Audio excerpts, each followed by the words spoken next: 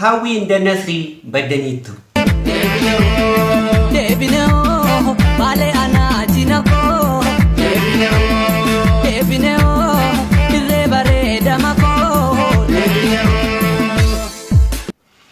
Maal jabana kana ammoo ijoolleen tokko tokko afura sin kutaaru kana miidiyaa hawaasaa kan Facebook irratti TikTok keessattuu TikTok irratti afura sin kutaaru maalidha waansa isin mee maalitti jirtu? Ahlan ya Ramadan ya shahr al-Qur'an ahlan ya Ramadan. Wow, simannaa Ramadaanitti jirtu sini.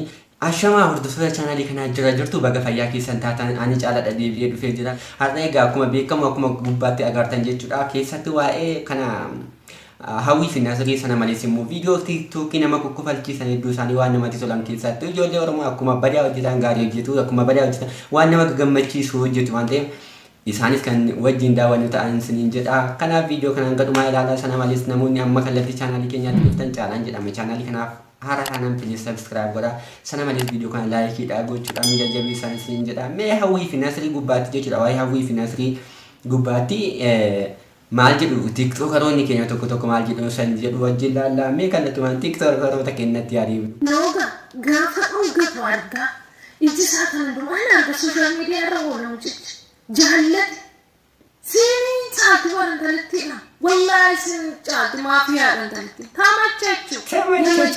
Wanti nayya namaa keessa galtu. Si maaliif akkas gomattuu hamattuu taate? Maal sun gadhee waan dhuunfaa namaa irratti galtanii kan akkas ishee nyaattanii rabbisinaa nyaatu malee rabbisinaa fi Oromoo taatanii. Isheen Oromoof illee dhaabbattee quuqamti sagalee taate uummata ishee maal sin goote? Diinanasi kan isheetti duultanii akkasitti maaltu sin ga'e? Qabeenya namaatti. Fagaarri kan isheetti, hidhiin kan isheetti, isheetti dhungatti, isheetti hojjete, waan hojjete sarratti hojjete kanas hallata. Kanas. Baallata baree. Mareeta itti arrasa. Mareeta itti arrasa. Jira jirtu isinin jedha baga jiraatanadha. Dhansoo isinii qaba jechaadha. Faatiin Maammadoo.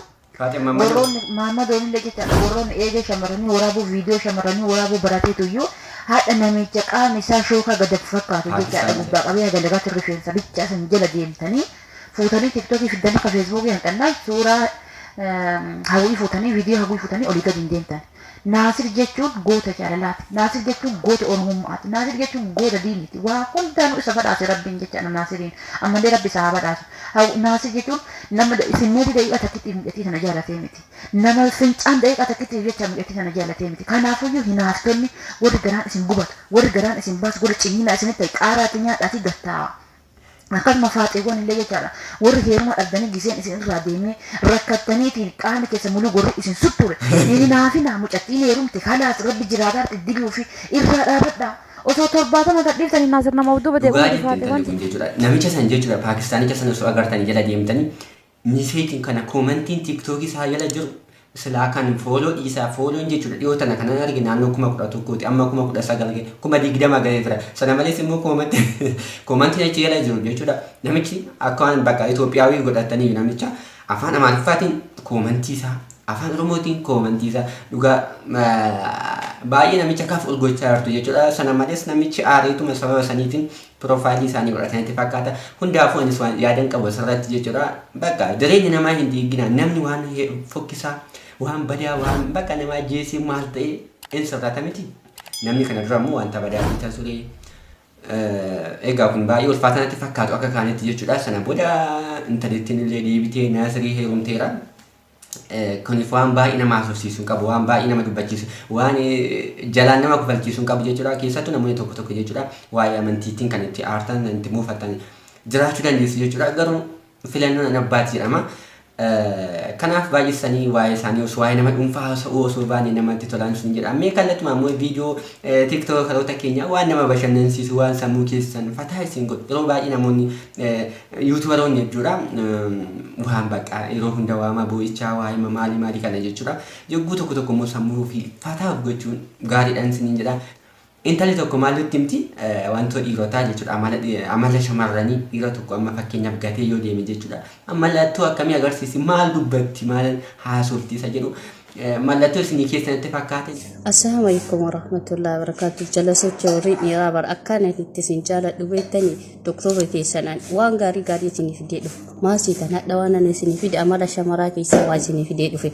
Maasiita shamarri gaafa jaalallee isiitiin dhabde maal akka fayyadamtu isinii mana dhageeffadhaa.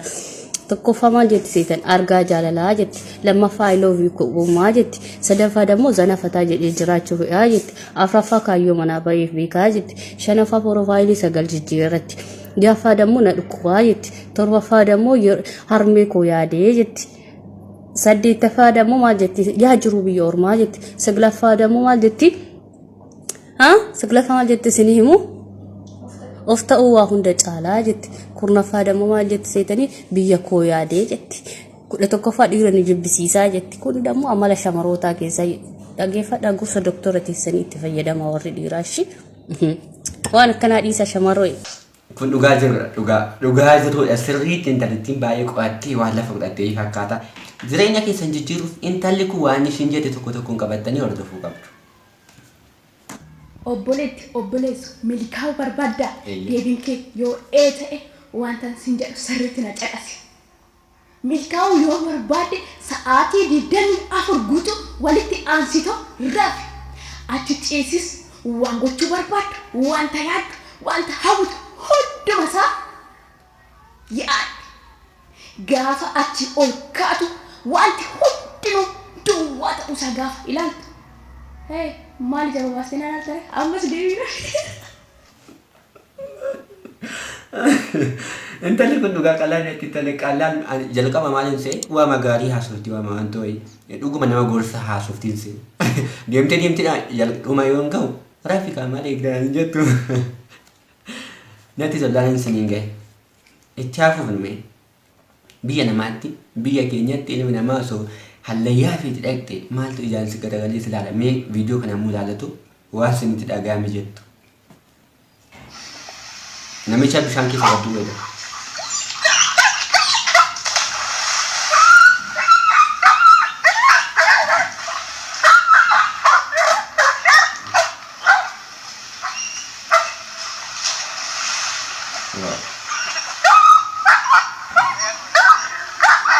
Gawan aja tuan itu. Ini dalam.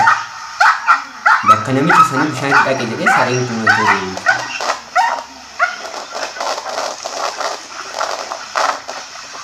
Sari lama tuan.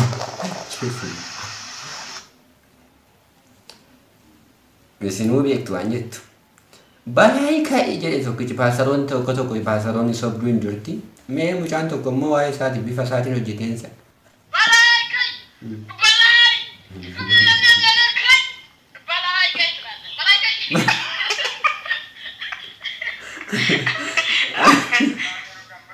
Balai kayak dia.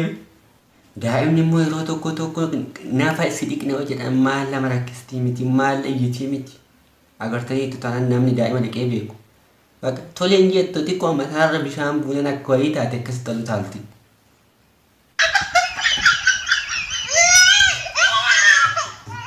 Sabda jadi.